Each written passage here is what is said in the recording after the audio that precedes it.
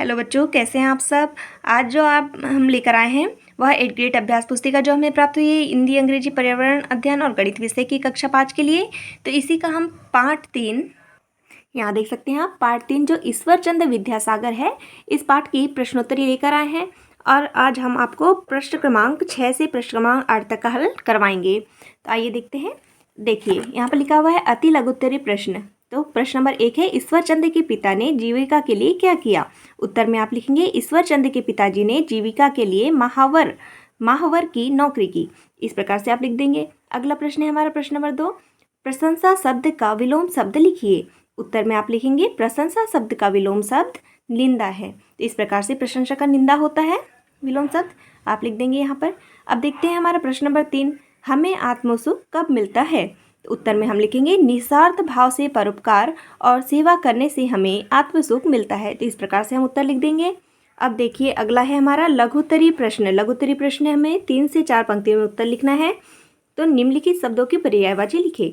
यहाँ पर पहला लिखा हुआ है पुस्तक। पुस्तक का हम किताब, बही और पोथी, इस प्रकार से हम इसके पर्यायवाची लिख देंगे।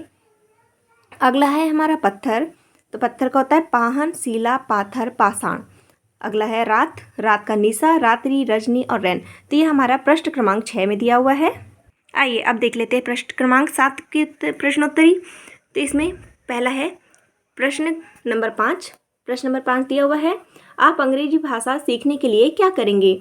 तो उत्तर में हम लिख देंगे हम अंग्रेजी भाषा सीखने के लिए अंग्रेजी की वर्णमाला का अध्ययन करेंगे एवं अच्छी पुस्तकों की मदद लेंगे और हमारे शिक्षक से सहायता लेंगे। आइए अब अगला प्रश्न है हमारा प्रश्न नंबर 6।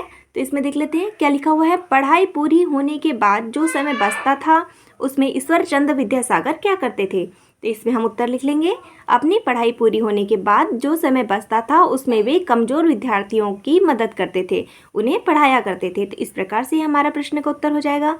अब देखते हैं दीर्घ उत्तरी प्रश्न। 8 से 10 पंक्तियों में हमें उत्तर लिखना है। यहाँ देखिए प्रश्न नंबर 7 लिखा हुआ है, योग्य बनने के लिए आपको किस प्रकार के अवसर चाहिए।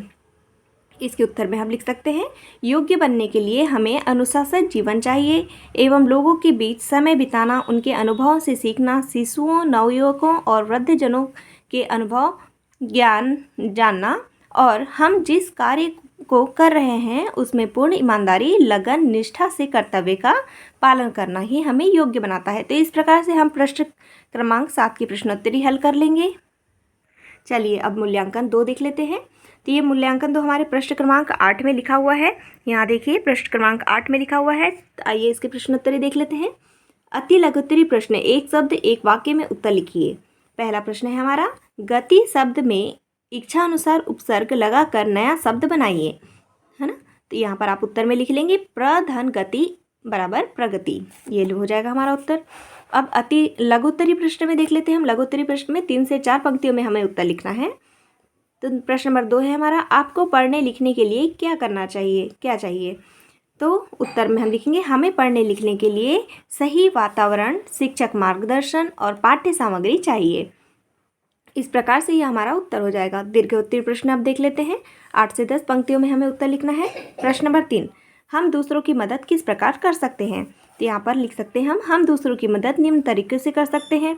स्व सहायता समूह बनाकर बच्चों की पुरानी किताबें किसी गरीब जरूरतमंदों को दान देकर, कम पढ़े लिखे लोगों को सामाजिक सहायता प्रदान कर इत्यादि। तो इस प्रकार से हम दूसरों की मदद कर सकते हैं। तो ये हमारा प्रश्न क्रमांक 6 से प्रश्न क्रमांक 8 तक की ईश्वर चंद्र विद्यासागर जो हमारा पाठ है पाठ 3, उसकी प्रश्नोत्तरी इस प्रकार से हम हल कर लेंगे। बच्चों अगर आपको वीडियो पसंद आया हो तो चैनल को सब्सक्राइब करें, क्योंकि ऐसे ही महत्वपूर्ण जानकारी हम आपके सामने आगे भी लेके आएंगे। धन्यवाद।